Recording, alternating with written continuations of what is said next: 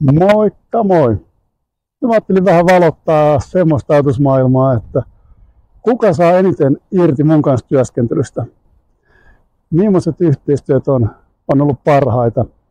Niin kyllä ne on silloin, kun asiakas on sitoutunut tekemään muutoksen, jolloin päästään aidosti tekemään työtä sen muutoksen eteen. Ja silloin on valmennukset.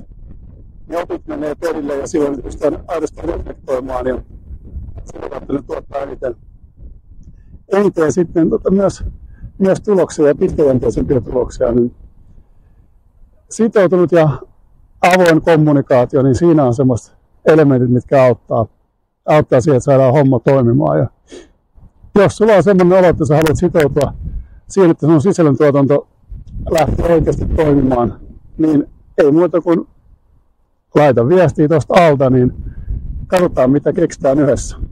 Tervetuloa mukaan!